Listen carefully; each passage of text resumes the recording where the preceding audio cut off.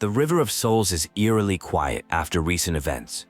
The protagonists wonder about Cass, who is now on the other side, and consider sending her a message in a drift bottle. They remind themselves of their promise to continue the flame chase journey for Cass's sake, trying to stay positive despite their sadness. The protagonists notice a strange, familiar aura and decide to investigate together.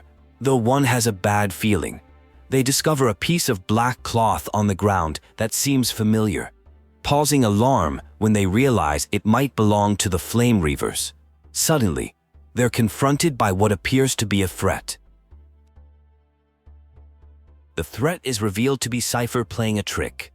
She explains it was a demonstration of her power, the ability to make lies seem real through mental suggestion. As a demigod associated with Zagreus, she can manipulate perception. Cypher mentions they need to team up for treasure hunting before heading to the grove. Cypher explains her motivation for treasure hunting isn't about spending money, but defying a prophecy. You shall walk with greed and die over petty change. She believes that by collecting treasures without hurting others and avoiding pettiness, she can escape her predetermined fate.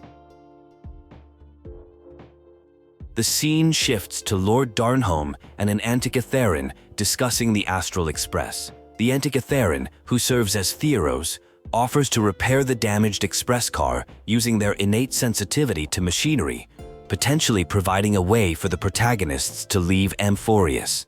The Theros proposes a deal to Lord Darnholm. They could open a path out of Amphorius that avoids Aquila's divine punishment if Darnholm stops supporting the flame chase journey.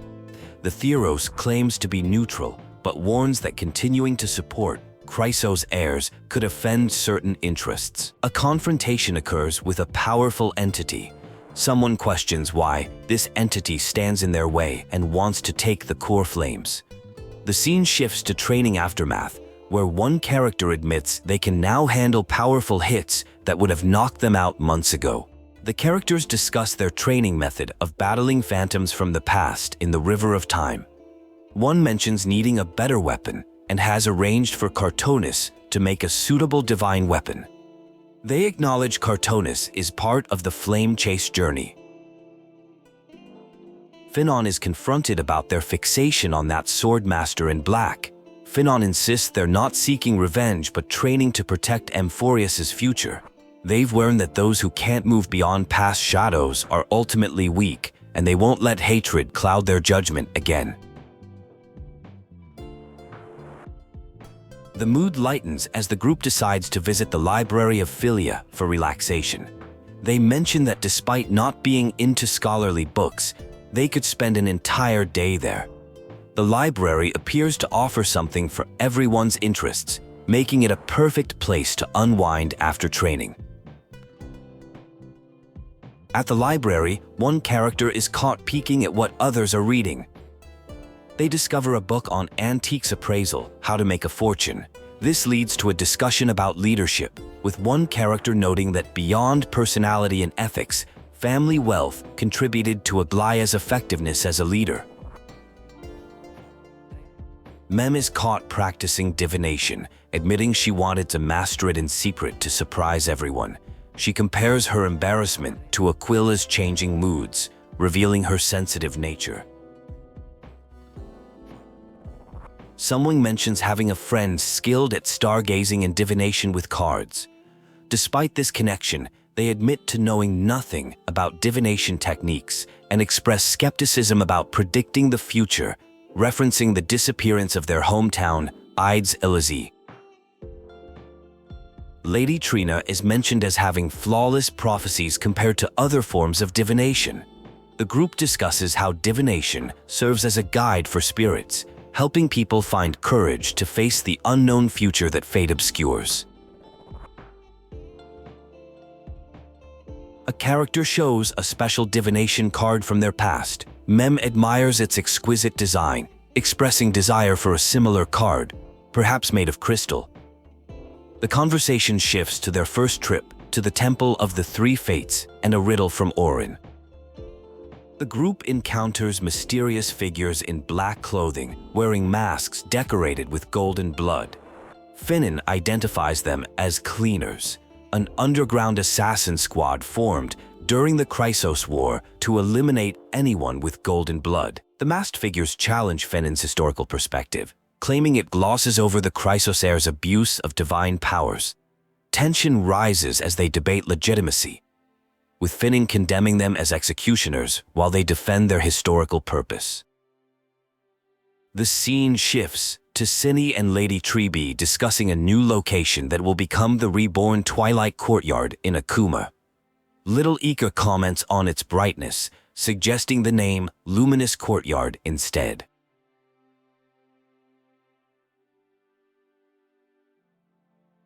Lady Treby recounts the legend of the Twilight Courtyard from Kremnos and the Firmament.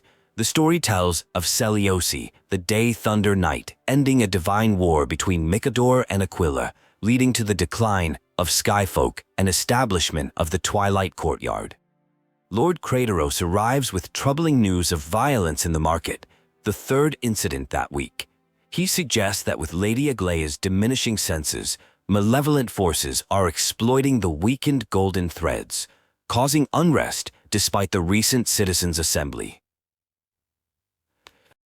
Clementine interrupts with urgent news about Lady Aglaia being in trouble at Marmoreal Palace. The scene transitions to Aglaia confronting Lady Kynes in a sacred bath built by the Council of Elders 900 years ago. Lady Kynes taunts Aglaia, calling her an ageless witch hiding behind a divine facade. Aglaia responds by highlighting their incompetence after Anaxagoras humiliated them before the citizens, suggesting they should throw themselves from Dawncloud to salvage their dignity.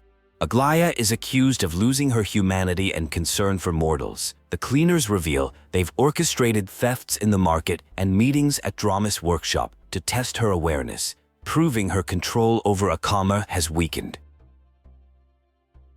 The confrontation intensifies as the Cleaners threaten a young girl who cannot speak or hear, asking Aglaia to imagine if she had lost her voice and hearing in addition to her sight 1,000 years ago. Aglaia reflects on her 1,000-year journey, witnessing the fall of 10 titans and evolving from naive arrogance to becoming a guide. She contemplates whether she's done enough and considers embracing a prophecy that would mean her end. The scene shifts to Zephyra meeting a seamstress to trade valuable treasures for clothes. Among the items is a sapphire that reminds the seamstress of an ocean's tear from her mother's treasury, revealing her past wealth before her family estate burned down.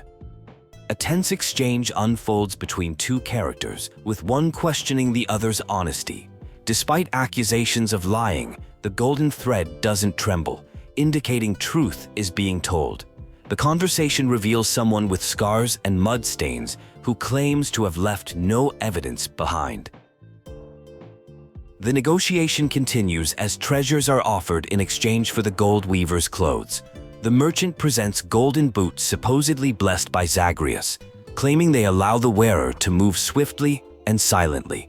These are offered to someone named Cipher, with advice not to get caught again. Cipher tries on the boots, but finds them too big. The merchant dismissively suggests she'll grow into them. The story is interrupted by someone claiming the boots don't actually hold Zagreus's divine power, accusing Amphorius of being a cunning liar who fooled a Goliath. The scene shifts to the city of Styxia. Cypher and Barto arrive, with Cypher admiring the city and noting how it smells of treasure. Thanks to Castorus and Grey Mystery, the ancient city's barrier was dispelled, allowing them to hunt for treasures with an 80-20 split arrangement. Barto complains about the water in Styxia, revealing Cypher's discomfort around water despite being a demigod of trickery. Cypher challenges Barto to a race to deflect from this weakness, while Barto teases about Cypher's fear of getting wet. Barto leads Cypher to a device that will help them cross the water. Cypher recognizes Barto as testing her identity, but plays along. Barto successfully activates the device, creating a dry passage across the water for Cypher, who fears getting her tail wet. The pair arrive at a treasure site.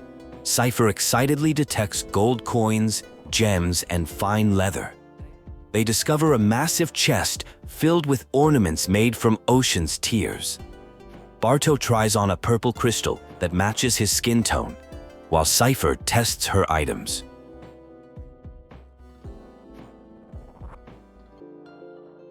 Cypher reveals her ability as the demigod of trickery, making lies become reality by believing them as truth.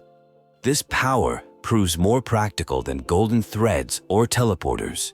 They continue their treasure hunt, with Barto navigating to the next location. They find a controller for the Hand of Angrius, a noisy device that can be heard for miles. They encounter a large, ugly guardian creature, blocking their path to more treasure. Despite initial hesitation, they decide to confront it rather than flee. After defeating the Guardian, they open another chest, but find something unexpected. The scene shifts to a conversation about Styxia's tragic fate, with Cypher noting she's never seen anyone from Styxia in Akama, reflecting on the unfairness of survival depending on location. Barto questions Cypher about her past as a princess at Kefali's priestly court.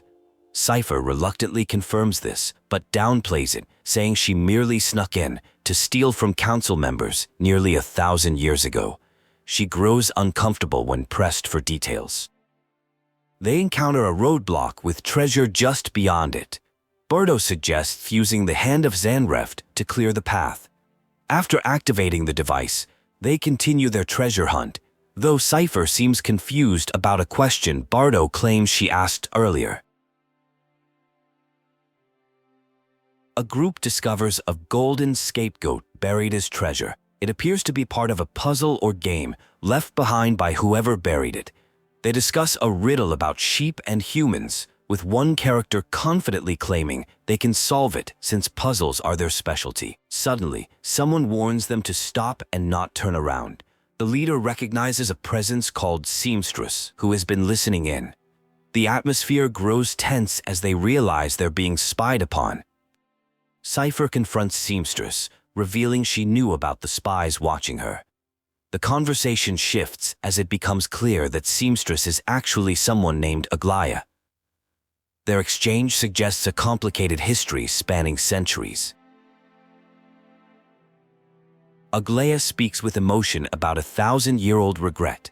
She pleads with Cypher to return to Akama, saying the Krysos heir's mission desperately needs her help for an approaching finale. She begs, claiming they don't stand a chance without Cypher. Cypher agrees to consider returning, but demands Aglaia stop watching her. Their farewell carries the weight of a complex relationship. The group then discovers the treasure chest contained items soaked in water from the River of Souls, rendering them worthless.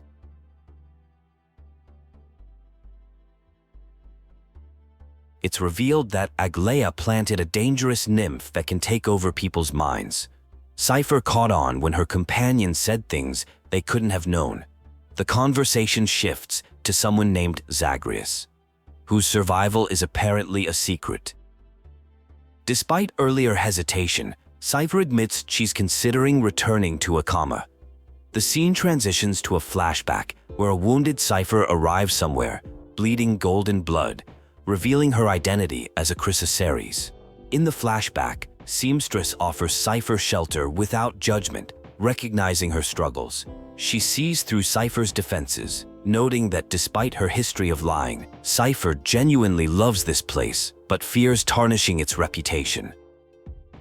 Seamstress explains that after taking over Nastia's divine authority, she relied on golden thread to distinguish truth from lies. Now her mission requires trusting her heart.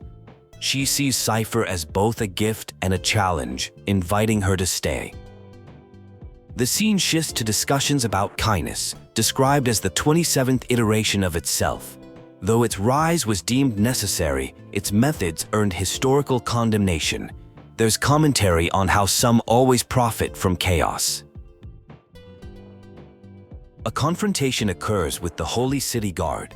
Someone threatens the protagonists, claiming Aglaia is dead and they'll be blamed.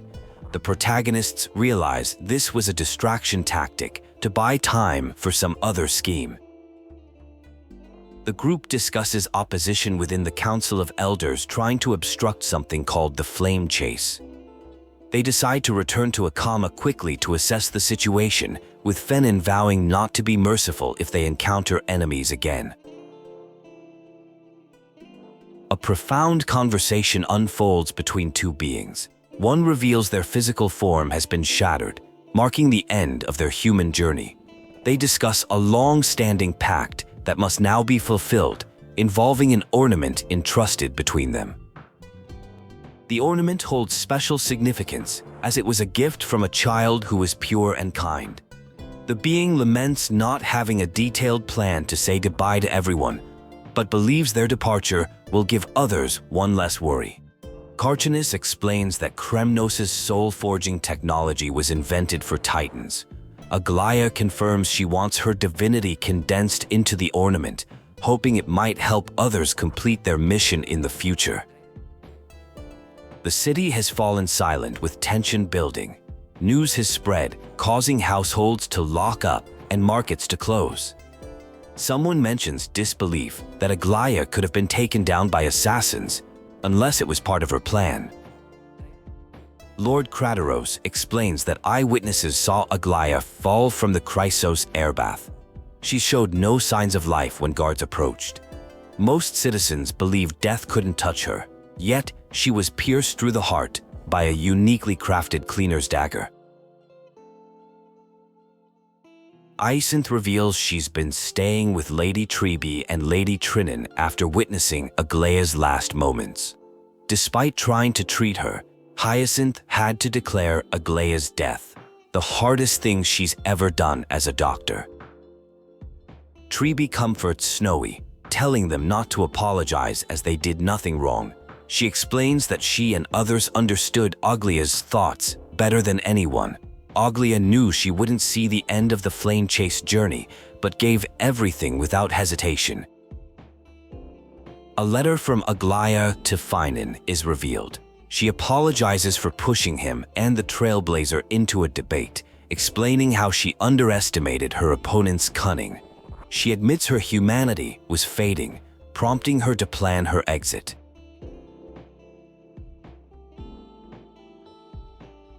Aglaia explains she couldn't die peacefully. She needed to feign weakness to make hidden enemies act rashly.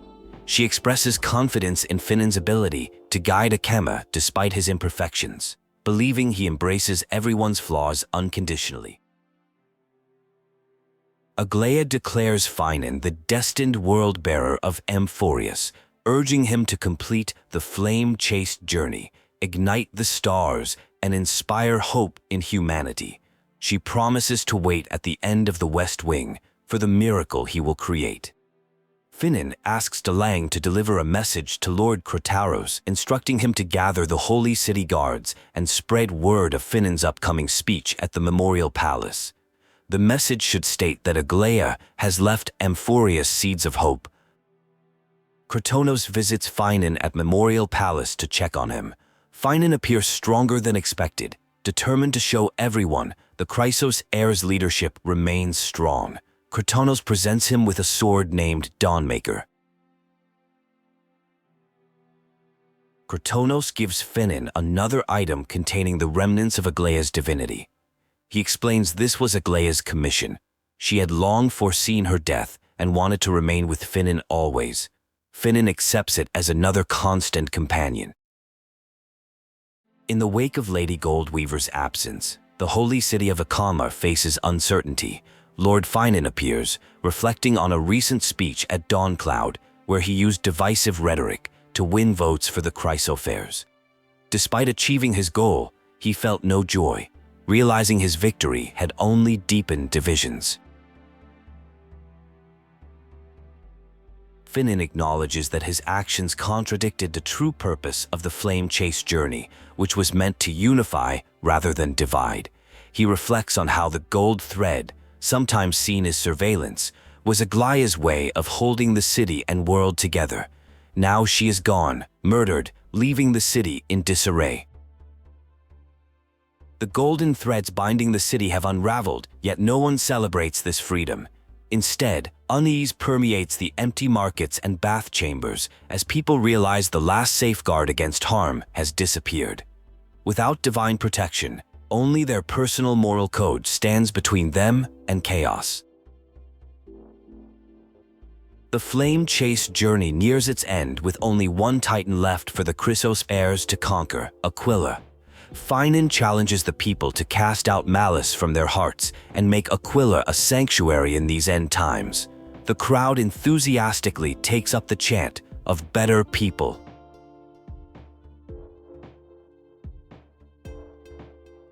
Finan expresses appreciation for the crowd's response, noting that Aglaia left him a simple duty: to bear the burden of creation by sharing unshakable faith.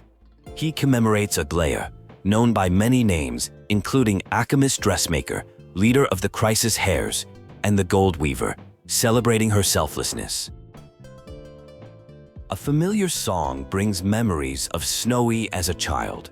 Lady Trian reminisces about how her songs dispelled his anxiety. Though he's grown and changed, she affirms his kindness remains. They share a tender goodbye, acknowledging how time changes everyone, but kindness endures. Professor Anaxa confronts Finan about his debate tactics. Finan acknowledges that without the professor's teachings, the flame chase journey might not have survived. They share a moment of connection, with the professor promising to teach him to truly embrace divine duties in their next lives. Miss Castros reflects on her friendship with Finan, noting how he treated her as an equal. She confesses this friendship sometimes made her forget the responsibility that comes with her power. Despite the danger, she treasures their time together as they say goodbye. Aglaya reminds Finan to let Amphorians decide whether to initiate the miracle of Genesis after completing the flame chase. Finan promises to remember her teaching about the fine line between hero and tyrant. They share a meaningful farewell, with Finan thanking her for saving him. At Dawncloud, Cypher and Aglaia discuss a legendary gem. When Cypher reveals plans to steal it for noble purposes, Aglaia sees through her intentions. Cypher expresses frustration about her limitations and desire to be worthy. Aglaia affirms Cypher's unique ability to bear the authority of trickery. The Deliverer approaches Cypher about a critical mission, with Aglaia gaining citywide support for the Krysos heirs. The remaining opposition, led by Elder Kynes of the Cleaners, might attempt to steal Kefli's core flame while the Krysos heirs are away campaigning. The Deliverer requests Cypher's unique abilities, godlike speed, perfect disguises, and untraceable movements, to protect Kefli's core flame, even if it means deceiving the other Krysos heirs. Cypher questions whether the Deliverer has any backup plans. Cypher reveals crucial intelligence. The Flame Reaver has been watching Akama closely. Despite Professor Anaxa's belief that secret arts protected Kefli's core flame, Cypher explains it was actually the Seamstress's defense network keeping the Flame Reaver at bay. Cypher agrees to a 2-for-1 deal, protecting Kefli's core flame while also keeping the Flame Reaver distracted. She reminds the Deliverer that Cypher will always get the last laugh and expects a significant favor in return. The scene shifts to Hyacinthia at the Twilight Courtyard, a place she's avoided since the Black Tide destroyed the grove. She speaks to little Ika about missing their days studying together, mentioning Lord Finan has set a date to campaign against Aquila. Hyacinthia recalls Professor Anaxa's final lesson at the grove. the professor announced his departure to research ancient alchemy, leading to a discussion about the students' post-graduation aspirations as required by Grove protocols. Finan expressed his desire to protect people he cared about, which Anaxa dismissed as boring heroism. Castorus hoped to free the world from death so all beings can find peace, which Anaxa called naive. When asked about her aspirations, Hyacinthia explained she wanted to complete the blank page at the end of heroic epics, recording the lives of ordinary people overshadowed by heroes, unlike her ancestor Seliosi, the Dayfunder Knight who ushered in the flame-chasing era. Back in the present, Hyacinthia reflects that her beliefs haven't changed. Danny arrives unexpectedly, and Hyacinthia explains she's performing a bloodline ceremony to summon ancestral spirits, necessary for Sky People descendants to forge the Rainbow Bridge to Aquila's realm.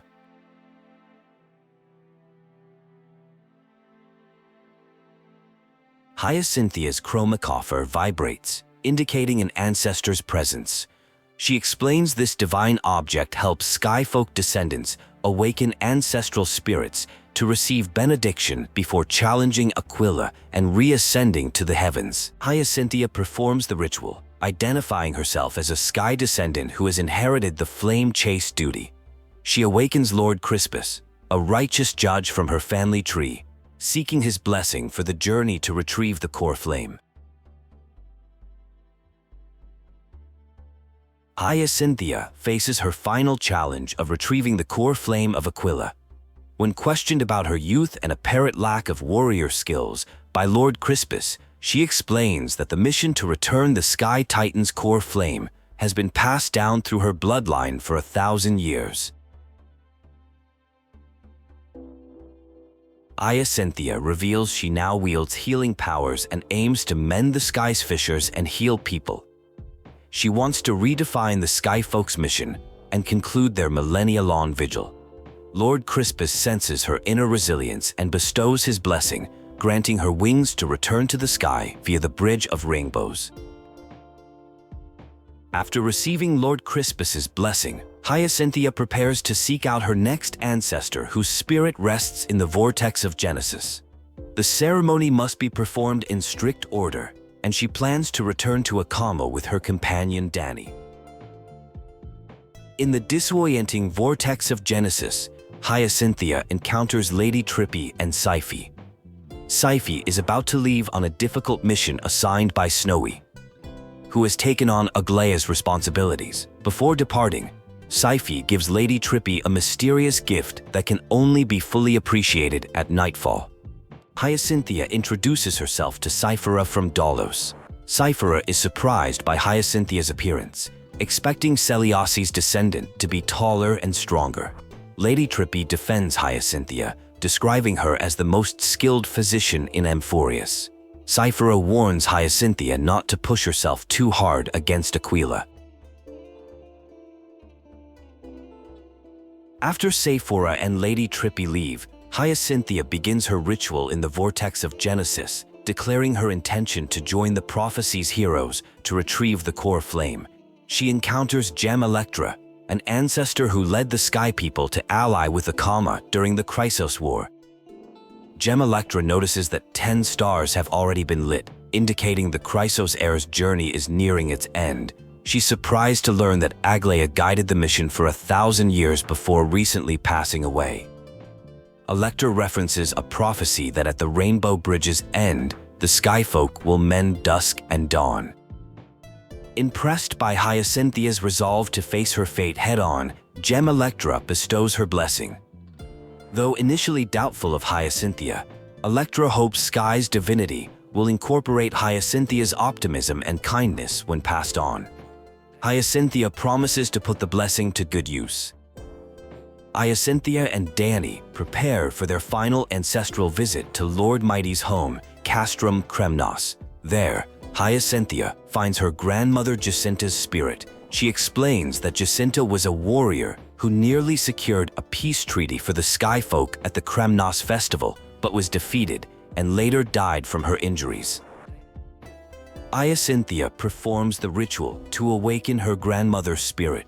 In a touching moment, Jacinta recognizes her granddaughter, calling her "my little hummingbird." She's shocked that it's Hyacinthia who has come to fulfill the prophecy, expressing mixed emotions at this unexpected reunion. Hyacinthia reminisces with her grandmother about her first sky rite at age 8. She chose the radiant pendant symbolizing kindness, surprising everyone as no other sky child had made that choice in centuries. Grandmother admits she once thought Hyacinthia was timid, lacking the fiery determination of their bloodline. She never expected Hyacinthia would bear the burden of retrieving the core flame of Aquila. Hyacinthia reassures her grandmother, believing the Sky Folk's true power lies in shaping the world. She sees poetic meaning in how the 1,000-year flame chase journey that began with Sky will now end with Sky, bringing healing to a broken world. Grandmother gives Hyacinthia her blessing to return to the sky. Before parting, Hyacinthia requests to hear the tale of the Sky Hero one final time, just like when she was young. The tale begins with millennia of Titan wars that scarred the world. During the Krysos War, Seliosi, the Day Thunder Knight, challenged Aquila, the Celestial Shaper. With her companions Salopis and Lunapis, she battled a divine bird. The battle culminated with Seliosi piercing Aquila's last eye. As the Titan crashed and the sky began to tear apart, mortals pleaded for salvation. Seliosi and her companions charged into Aquila's body, merging with the Titan to hold up the sky. The scene shifts to the present day, where crowds have gathered to send off the Krysos heirs. Finan entrusts Mnemosyne with an important task before the mission begins. The protagonist meets with Finan, who calls them partner. They discuss their upcoming battle, potentially their last together. If Aquila falls, the curse separating Amphorios from the world beyond might lift, allowing the protagonist to return home. The crowd cheers for Lord Finan and awaits Hyacinth, the chosen daughter of the sky. Finan acknowledges that while Krysos heirs lead the flame chase journey, warriors from the Outlands have also contributed greatly. Hyacinthia arrives and announces she's been blessed by the ancestors to claim the core flame of Aquila. She prepares to lead humanity back to the sky, 1,062 years after Seliosi initiated the flame chase journey. The team assembles at the Rainbow Bridge. Hyacinthia speaks of how the Sky Folk were once divided into tribes who worshipped different aspects of nature. She hopes to use the Rainbow Bridge to unite everyone's hearts. Hyacinthia activates the Rainbow Bridge, and the group ascends to the skies. They reach the Eye of Twilight, Aquila's legendary sky fortress, where Seliosi once stood when challenging the Titan. They discuss how the civilization that worshipped Aquila once possessed advanced technology. Internal divisions, especially between the Sun Folk and Rain Folk, weakened them during the Krysos War. The legend concludes with Seliosi and her companions nearly defeating Aquila before vanishing. Some believe she sealed the Titan's wrath within herself, becoming one with Aquila to support the heavens of Amphorios forever. In the darkness of what appears to be the Eye of Twilight, the explorers find themselves unable to see their surroundings. They discuss the celestial mural, believed to be connected to Angorius's sky and capable of influencing weather conditions based on Aquila's mood.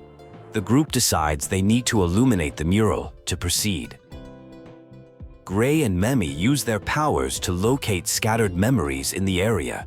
These memories reveal tensions between the Sun Folk and Rain Folk, with the Sun Folk claiming divine favor from Aquila, while the Rain Folk feel oppressed and neglected. Through recovered memories, they witness a ritual to control the celestial globe and mural. The memories expose violent conflict between the Sun Folk and Rain Folk, with accusations of blasphemy and manipulation of weather patterns. The Sunfolk maintained endless daylight, causing drought, while the Rainfolk rebelled against this oppression. Hyacinth reflects on how human conflict persists across eras, drawing parallels to Kynes and the Cleaners. The group wonders about the hero Seliosi's perspective on the ancient feud between the Sky City factions, and decides to use the Rainfolk's ritual verse to activate the celestial mural. The ritual succeeds, revealing golden clouds and blazing radiance on the celestial mural. They notice Aquila watching them and recall the Rainfolk's mention that the Titan dislikes overcast days. Though the mural has likely lost its original function, they need to find another celestial globe to change the weather display. Hyacinth identifies a west-winged compass from the Twilight Courtyard that can create a rainbow bridge to access other areas. Despite the device being more complex than expected, Hyacinth successfully activates it, forming the bridge that allows them to continue their exploration. The group spots a winged Pegasus that might be Lunavis, one of Seliosi's legendary companions. They follow it cautiously, noting its sorrowful aura. The Pegasus disappears, leaving them wondering if it was a phantom with unfinished business, or perhaps connected to Seliosi's lingering will.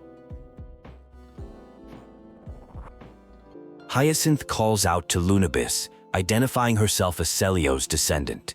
They encounter another creature, twisted and shadowy, like black tide creatures, which they identify as Solibis, Lunabis's corrupted companion. Hyacinth offers to heal Solibis's soul despite its corrupted physical form. A battle ensues as they attempt to free Solibis from the Black Tide's control. Hyacinth emphasizes they fight not for destruction, but for salvation, hoping to remind Solibis of its heroic past alongside Seliosi. After the battle, they successfully restore Solibis's consciousness. The awakened Solibis questions Hyacinth about her connection to Seliosi and her knowledge of the hero's dying wish. Hyacinth explains she knows Seliosi merged with the Titan to support the shattered skies and left a message for future generations to reclaim Aquila's core flame. A group of warriors have gathered as companions of Hyacinthia, demonstrating their combined strength. Solanus is urged to accept their kindness, having been trapped in time by the Black Tide while the world changed dramatically around him. The warriors have defeated numerous titans, with their final target being Aquila, master of the Sky Fortress. Seliosi initiated the era of slaying gods and attaining their flames, and though she couldn't witness its conclusion, these warriors will bear witness on her behalf.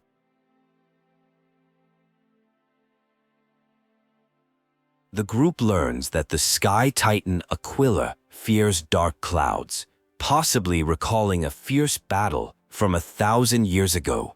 Solanus offers to guide Hyacinthia and her fellow warriors as they resume their hunt for the gods. They enter the Hall of the Sunfolk, where ceremonies were once held to thank Aquila for gifts. It's revealed that Aquila wasn't hiding from clouds and rain, but from horrors lurking in shadows. The Black Tide's threat has forced the Krysos heirs to complete their flame chase journey. The group must activate the celestial globe to force out the Titan depicted in the mural, despite challenges with wind direction and corroded circuits affected by the Black Tide. They press forward to find prophecy tablets that might help repair the mechanism. Despite their efforts with the celestial globe, Aquila continues to avoid them. Solanus explains this isn't cowardice, but instinct driving Aquila to flee from shadows and the Black Tide's encroachment, warning not to mistake this behavior for weakness. Hyacinth wishes to honor her ancestors by uncovering the truth behind Seliosi's legend. With Memi and Gray's help, she intends to delve into the past of this place, believing her ancestors deserve to know the truth after a millennium of looking to the sky. Through memories, they witness Seliosi confronting the Sunfolk, criticizing them for considering themselves chosen while attacking weaker people instead of facing the true threats. She declares her intention to slay their god Aquila, believing in a prophecy of a new age, not ruled by titans. The group reunites with Lunavis, who explains that Aquila, though corrupted by the Black Tide, maintains a connection with their kin in the fortress. They face resistance but press forward, following a rainbow bridge to their next destination. They learn the Black Tide is a calamity from beyond the sky, making the sky's defenses the first to be breached. Murals depict conflicts between sky and ocean civilizations, showing different interpretations of the Titans from what they previously understood. Lunabis leads them to the Rainfolk's Hall, revealing Seliosi's mixed heritage. Her father was a Sunfolk warrior, while her mother was a Rainfolk priest. The conflict between tribes intensified during Seliosi's youth, and she was never truly accepted by the Rainfolk. A revelation shocks the group. Seliosi wasn't a voluntary hermit training in solitude, as the epics claimed. Instead, she was cast out of her tribe when people discovered golden blood ran through her veins, turning their disdain into terror.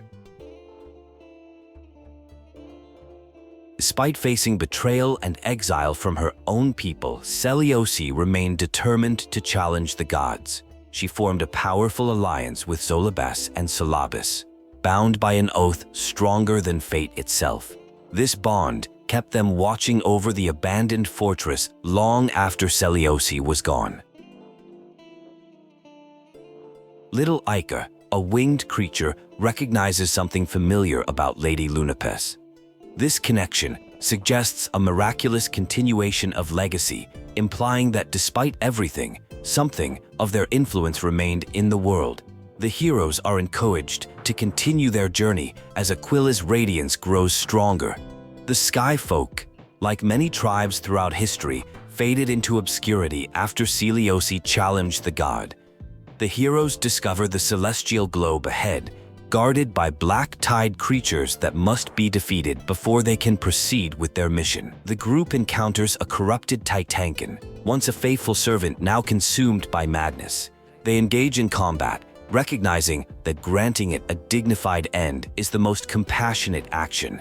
After defeating it, they attempt to activate the celestial globe, which appears complete but won't function. The heroes search for mechanisms to activate the celestial globe. Freya skillfully uses the hand of Zagreus to manipulate hidden keys and controls. Meanwhile, Lady Lunamis takes a moment alone with little Ica, finding comfort in learning that its ancestors have always been by the Sky Folk's side. The celestial globe activates, changing scenes on the mural. Aquila has moved upward in the direction the Sky Dwellers have always prayed toward. The group discusses a curse that fell from the sky, but they can't verify this claim until they defeat their adversary. A memory reveals Seliosi returning to her people as the Daughter of Dusk.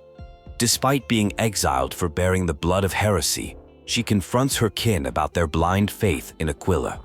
She declares her intention to challenge the Titan, promising to create a world without unjust gods. The heroes continue following Aquila's trail, guided by Lunavis and Solanus. They discuss Seliosi's unrecorded partner, who must have helped continue her bloodline. The group heads toward the mural's dome, where Salabas and Lunavis remember the fateful battle against Aquila. Salabas and Lunabis reveal the hidden truth. After Aquila's defeat, they witnessed not celebration, but terror among the people. The crowd became chaotic, regressing into violence when their centuries-old faith was overturned by Seliosi, a cursed child of two clans.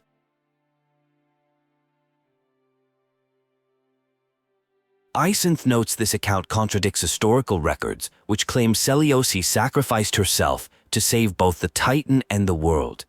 Lunavis explains that legends often erase cruelty and glorify heroes. They ask if Hyacinthia is ready to face the harsh truth that will shake her beliefs. Hyacinthia affirms her readiness to face the truth, believing her ancestors will guide her to make the right choice. She acknowledges that if history was distorted, the one who created the lie must have had good reasons. The rainbow bridge appears, leading them to the dome.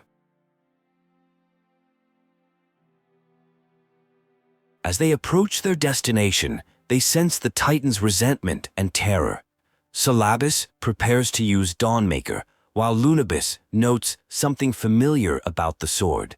They finally reach the magnificent dome of the celestial mural, where they prepare to reveal Aquila's true form. Lunabas and Solibus reveal they've been bound by a pact for 1,000 years, waiting for the Sky Folk to return to reclaim the Titan's core flame. They pledge to carry out Hyacinth's will while revealing the complete truth of what happened to the Sky Folk after Seliosi began her journey. Ancient soldiers tainted by the Black Tide continue to guard the realm of the Sky Titan, protecting hidden memories that only descendants of the sky named in the pact can access. These fallen guards stand as the final obstacle before uncovering crucial historical truths. With newfound power, the protagonist wields a blade infused with golden flames, feeling it grow lighter in their hands. This divine power allows them to forge a new dawn and reforge all things, delivering warmth as they overcome the guards, protecting the ancient memories.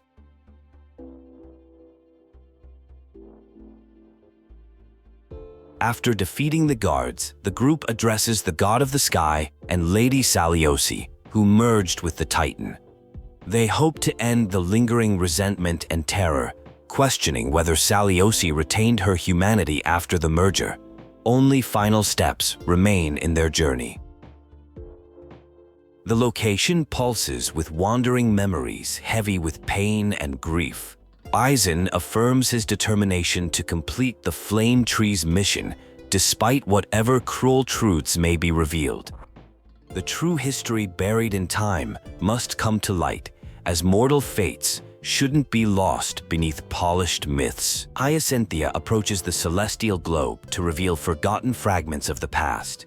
The celestial mural activates, beginning to unveil the hidden history through visions of what truly happened long ago. A vision shows followers of the ancient god being captured. The captors mock them, claiming that Titan was conquered by the warrior goddess and offering to reshape their minds. The captive refuses, preferring death to submission, calling the captors hypocrites who hide behind empty faith. The captors taunt their prisoner, revealing them to be one of the Sun Folk who once oppressed others. They execute the prisoner despite their pleas, showing how Cephale's creations failed to inherit their compassion. Hyzen finds the vision heartbreaking, but expected. Seliosi possessed god-slaying strength, yet failed to break humanity's cycle of karma. The celestial globe activates again, revealing another fragment of history about the forsaken Skyfolk and their desperate alliance with the Cleaners against those with golden blood. The ancient Skyfolk disciples allied with the Cleaners out of desperation, but the assassins never attacked Seliosi directly. Instead, they targeted innocent Krysos heirs hidden among the Skyfolk. Before the Flame Chase journey, these heirs fought over who is the legitimate prophecy heir. Seliosi's unconditional tolerance was met with betrayal, and her love for humanity turned to fury. The celestial globe reveals another vision, showing Lady Ludibus and Lord Solibus confronting Skyfolk who betrayed Seliosi, exposing how faith became a tool for oppression.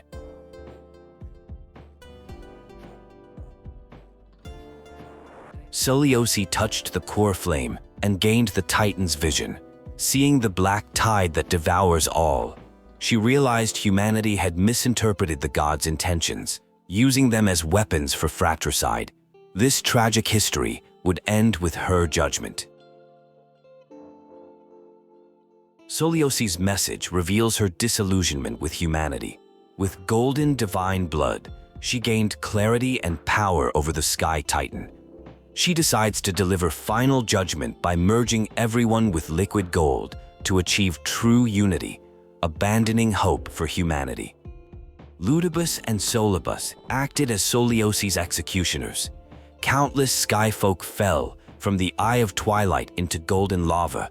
Despite lifelong devotion to the sky, their prayers earned them no escape from their fate. The truth reveals that Seliosi's fusion with Aquila came after disillusionment with humanity. The Titan never desired mortal devotion. The sky civilization was humanity's creation. Seliosi sent Lunibus and Solibus to find forbidden alchemy to fuse human and Titan souls.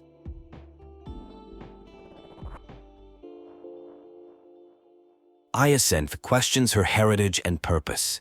If Seliosi abandoned humanity, what wish have her ancestors been guarding?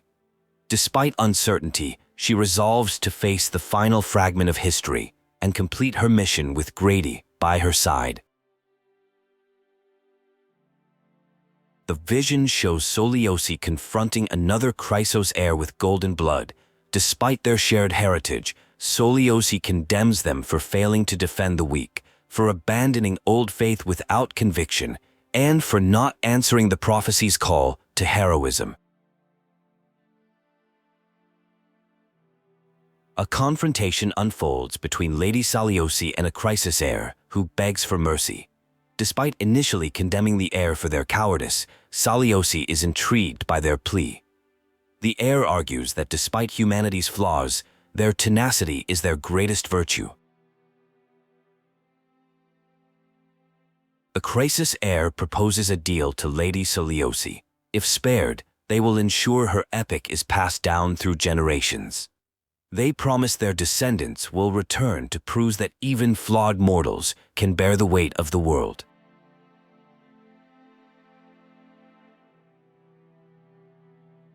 Lady Seliosi accepts the proposal, instructing Solibus Lunibus to release the heir. She declares that the heir and their descendants will carry both blessings and a curse, and she will wait for the destined one to arrive. The truth of an ancient legend is revealed. Cynthia discovers she is the descendant of the nameless Krysos heir who begged for mercy. Her clan's survival was merely granted on Seliosi's whim. Lord Solibus and Lady Lunibus explain how they've changed over 1,000 years. Initially guided solely by Seliosi's perspective on humanity, they learned to perceive humans differently after she fell silent, witnessing hope and unity during their resistance against the Black Tide. Hyacinthia addresses Lady Saliosi directly, expressing pride in her ordinary mortal heritage. She argues that even the most cowardly individuals contain a seed of hope waiting to grow, and that 1,000 years later, many heroes now walk Seliosi's path. Hyacinthia declares that history has proven the flame-chase journey to be a miracle. Though it began with a whitewashed lie, it created a path of deliverance for humanity. She affirms that mortals can change and humanity deserves saving. With resolve and the strength of Solavis and Lunabus, Hyacinthia decides to claim the core flame of the Eye of Twilight. She declares that humanity has returned from Earth to challenge the skies once again. A battle erupts as they face the Avatar of Skies. Wielding the Dawnmaker, they showcase humanity's tenacity and strength, determined to prove their worth to Lady Seliosi. The group demands the core flame to soothe the world's pain. A fierce battle ensues as they fight to obtain it, with various combatants using their unique abilities against the powerful opposition. After an intense struggle, the battle concludes. They realize Seliosi condemned humanity, but was herself defeated. Eisen is instructed to take the core flame, as their mission isn't complete. Eisen takes the core flame, feeling its warmth and power. It gives them control over the elements, but they must escape quickly as the platform begins to collapse. Using the prayer's power, they attempt to escape, but face complications. Finan is told they must embark on a journey with no return to eventually bring dawn back to the world. The group discovers a mural showing the end of the world. They're close to achieving a miracle that will allow humanity to control its fate, but must first escape the collapsing structure. Hyacinthia successfully channels the core flame's energy, creating an escape path. The group makes a desperate run for the exit, each determined to live and see Akuma's second dawn.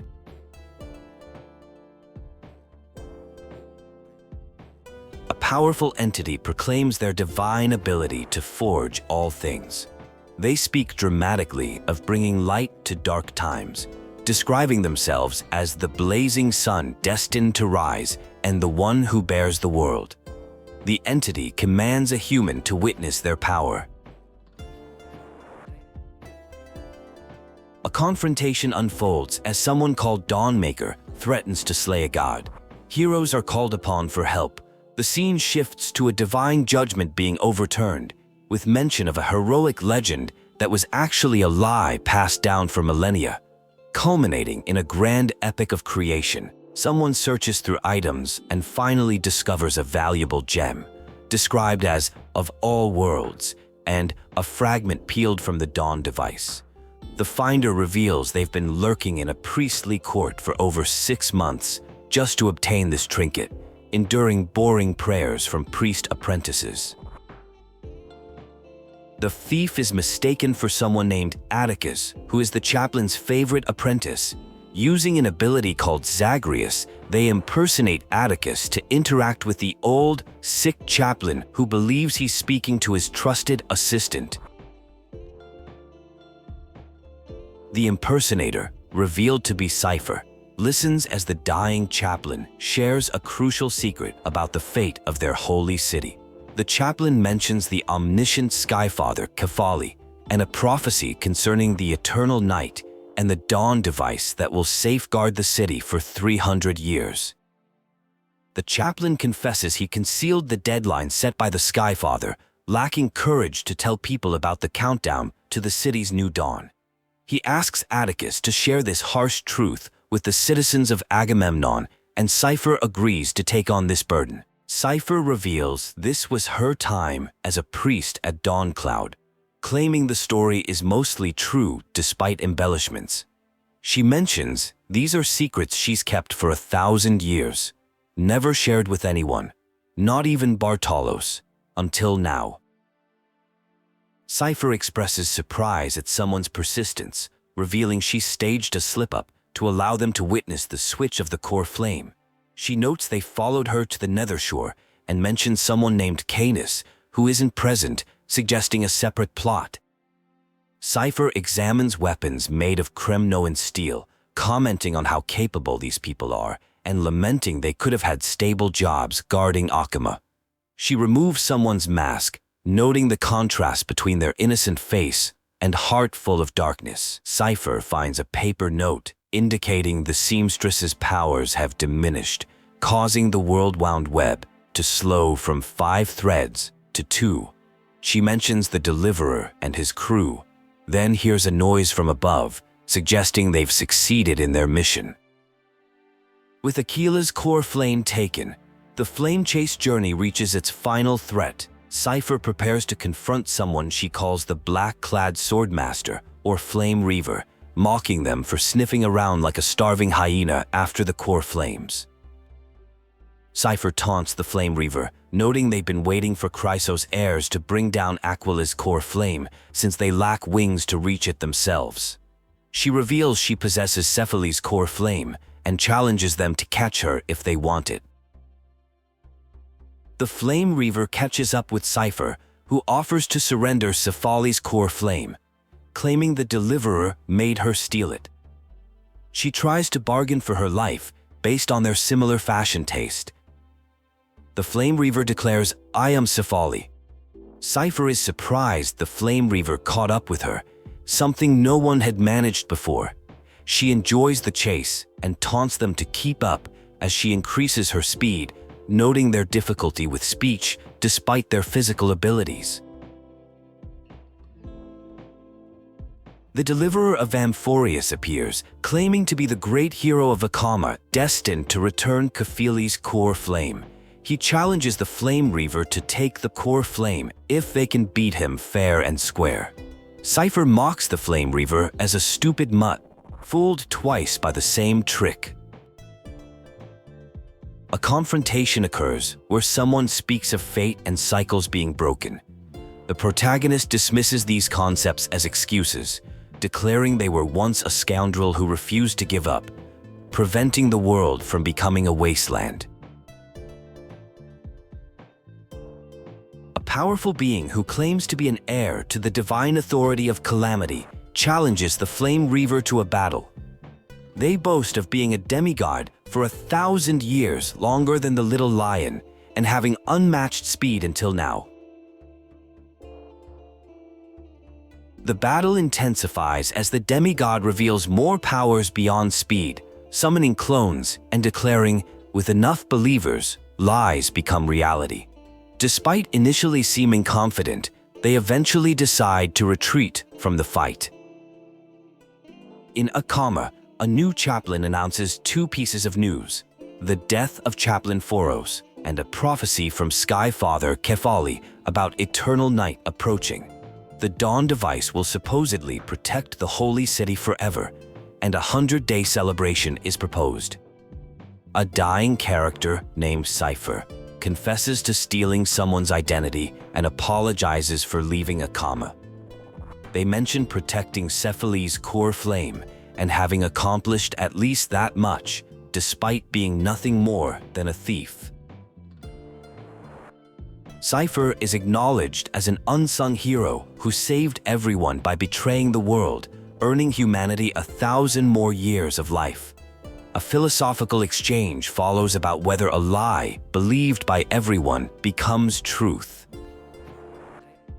A crisis unfolds as someone realizes the Dawn device has been extinguished. Without its protection, darkness will consume the holy city of Akama, putting countless lives at risk. The core flame they hold trembles as a warning. Grey decides to sacrifice themselves by returning the core flame of Aquila to inherit divine authority. They plan to remain in the sky to cast protection over the people below, bidding farewell to their companions. A healer from the Twilight Courtyard named Darnholm speaks of their duty to remain composed despite feeling sadness. They say goodbye, encouraging others to become heroes while promising to guard the stories of ordinary mortals until the end. Hyacinth prepares to leave with Lord Finan, entrusting the Twilight Courtyard to Clementine. Despite Clementine's doubts about her abilities, Hyacinth and Lady Treby reassure her, with Hyacinth admitting she too has uncertainties she's learned to hide. Hyacinth reveals she was an outlier among Krysos' heirs, not personally chosen by Lady Aglaia. Lady Treby helps her see that if Aglaia truly doubted her worth, she would have made other plans. Before departing, Hyacinth asks to learn the words for returning the core flame.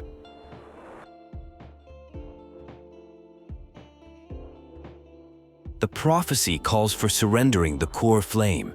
Seni encounters Lord Solibus and Lady Lunibus with thank her for completing the Skyfolk's mission, bringing them freedom. Hyza acknowledges their help in the Eye of Twilight and expresses her desire to embrace the role of demigod to protect everyone with the power of the sky. Lady Seliosi reveals her will has merged with the Titan's divinity. She expresses regret for her past judgment, failing to recognize human resilience. Hyza cannot forgive her on behalf of her exiled ancestors, but acknowledges Seliosi's courage in defying the gods, which sparked an era of heroes and preserved hope. Hyza recognizes that even in darkness, Seliosi held compassion for mortals by not letting the sky fall. She asks Seliosi to trust her with the sky's power, stating that as a healer, she aims to cast a gentle rainbow to protect lives rather than summon storms. Hyza follows her ancestors' path, returning to the sky. Akama's dawn ends as darkness falls. The Black Tide's power likely surpasses even the Titans, and even with Hyacinth taking divine authority of the sky, she may not be able to banish this darkness. The heroes must continue their journey despite the uncertainty, hoping to protect Kefli's core flame. The transport platform route is blocked by rubble. After clearing the path, they encounter a black-tide creature called a dawn cloud threatening the city. They must find where the creatures breach the city and retrieve Kefli's core flame from the council center to return it to the Vortex of Genesis.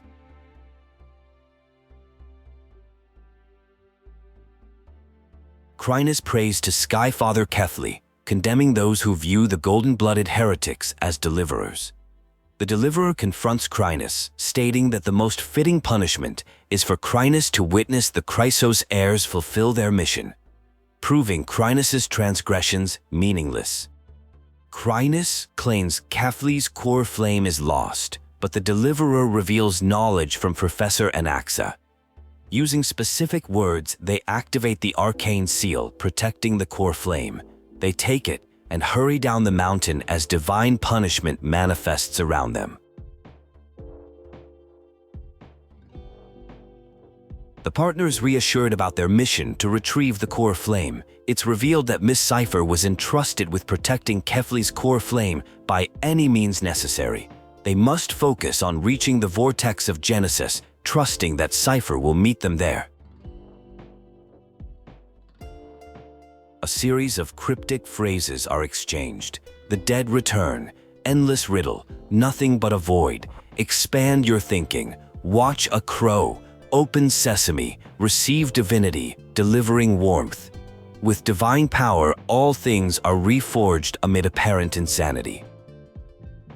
The group flees from pursuers, knowing they must escape rather than fight. If they lose this battle, the consequences would be irreversible. Despite their best efforts to run, the pursuers eventually catch up to them. The Flame Reaver appears, speaking of the world needing to be reset. They question why the group hinders them when the end they seek is also the miracle of Genesis. A confrontation becomes inevitable as the group carries the fates of many people. People cry out for protection as black-tide creatures threaten them. A rainbow barrier appears, created by Hyacinth's divine power. The barrier successfully keeps the creatures at bay, demonstrating the miracle left by the newly ascended Demigod.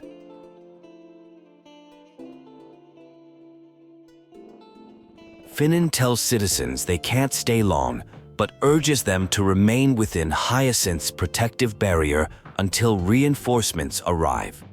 The citizens are surprised to learn that Hyacinth has become a demigod like Lady Aglaia, but they trust in her protection until the heroes return. A mission reaches its critical point as someone acknowledges they may not return but promises to fulfill their duty regardless of the outcome. The situation grows dire when they discover Cortonis is suffering and rush to check on him. The holy city burns as citizens attempt to escape, though no one knows where safety might be found. A rainbow barrier descended from the sky offered some protection but couldn't alleviate fear.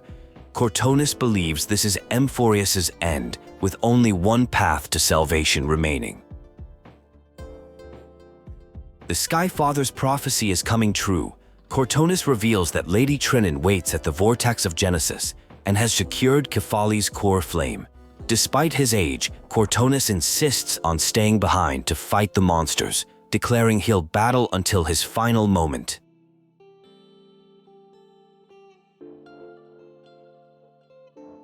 The news about the core flame confirms Miss Cypher completed her mission.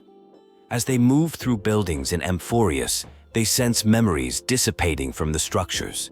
With no citizens trapped nearby and no black-tide creatures present, they decide to head toward the bath chamber. Lord Finan reunites with his allies, who express gratitude for his return despite desperate circumstances. The Flame Reaver wreaks havoc in the city with many clones. Sinan instructs Azav to have Crateros defend the city passages while he completes the core flame ritual. Someone apologizes for acting independently before the fight against Aquila. They prepared for the worst, ensuring that even if Akuma fell to the black tide, defeating Aquila would lift the sky's curse, giving their companions a chance to return home safely. Darnholm's stories about the Nameless, particularly those of Belobog and Panagonian, taught important lessons about world fate belonging to its people. The speaker resolves not to let their companions' journey end in Amphorius, believing people beyond the sky await their return.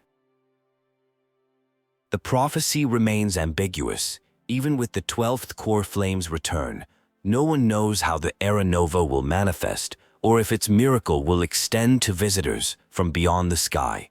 Before facing this uncertain fate, the speaker wants to help their companions return to their family. The spirit water has dried up, complicating their plans. Fortunately, Trinid appears, having anticipated their arrival. She confirms that Cavalli's core flame was well protected by Cipher, hidden where no one could find it. Bartolos reveals himself as Zagreus, one of the 12 Titans. He explains that Cypher had created a grand lie that maintained Akama's eternal daylight for 1,000 years. With her passing, the lie has unraveled, but the core flame remains in Zagreus' possession. Zagreus explains his lifelong ambition was to work with Cypher to achieve the 1 in 100 million possibility that would save their world. He willingly offers the core flame, declaring that what saved Amphorius wasn't divine grace, but his power combined with a thief's millennium-long deception. With the final core flame recovered, they can return it to its rightful place. Since the spirit water in the holy city has dried up, they plan to break the sealing magic of Phagos's priests and use the Century Gate to access the Vortex of Genesis. Snowy reflects on farewells, noting how they've become almost numbing. They explain how they're no longer an empty shell, having incorporated the convictions of companions who couldn't reach the end. They hope to create a new world carrying everyone's wishes, with a new sun bringing dawn to all. The prophecy states that all shall bid farewell to one person who alone will witness the miracle. This chosen deliverer is destined to become the dawn. The scene shifts to someone observing the devastation within Amphorius, arning skies, shattered statues, and corpses everywhere. Two mysterious observers discuss the true nature of Amphorius and an entity called Intellitron or Ligus, who they believe isn't completely dead. They acknowledge that even working together, they would struggle to overcome its defenses, leaving them as mere bystanders in this world. The conversation reveals connections between the Garden of Recollection and the Astral Express, mentioning the power of Trailblaze as necessary to uncover secrets. The Nameless suffered, while the garden emerged unscathed. They discuss a black ball spewing meteors, possibly related to the Lord Ravager. The observers prioritize finding the two nameless individuals before Intellitron's preventative measures activate. They mention investigating March 7th's whereabouts, who might be trapped inside Emporius. Desperate cries are heard from the mountain city, indicating intense suffering. One observer, identified as Herda, reflects on past chaos across the cosmos caused by a mysterious entity that fractured the Intelligentsia Guild. She mentions solving the solitary waves theory to end its effects, but one machine escaped and became the cradle for a Lord Ravager's birth. The source of Emperor's tragedy is revealed to be an Emperor's scepter that survived to the present day. The scene shifts to what appears to be the original state of the world, where someone named Lycus is confronted by another character. Lycus speaks of heroes arriving at the Vortex repeatedly, mentioning prophecies and cycles of extrapolation that always end at this point. He addresses someone called Lord Finan, claiming he entered this space only to witness the prophecy's miracle of Genesis. Lord Finan questions Lycus's sudden interest in the flame chase journey, noting his previous indifference while others sacrificed for the core flames. Finan calls him an Antikytheran who remained neutral throughout their struggles.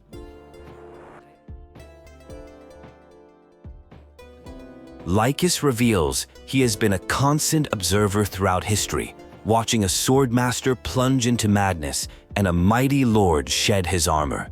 For 1,000 years, he witnessed the flame chase journey and the actions of Krysos' heirs. Lycus mentions being touched by the gaze of distant stars and seeing the darkest destinies, positioning himself as a loyal spectator of heroes' deeds. He urges Lord Finan to complete his task, disregarding Lycus's presence. Finan reflects on his relentless chase of flames, hoping for clarity but finding no justice in the prophecy. Outside the Vortex, the world collapses while humanity suffers. Finan intends to use the core flame to bury the old world. Finan has abandoned his fantasies after the cruel flame chase journey. He vows to tear apart chaos and bring blazing sunlight, suggesting a farewell to one who will witness the miracle. This appears to be the predetermined will of fate. The conversation shifts to whether this epic with endless cycles will turn a new page. Someone affirms this will be an unprecedented romantic story, concluding that the clamor represents the sound of clashing thoughts, with all things connected by origin.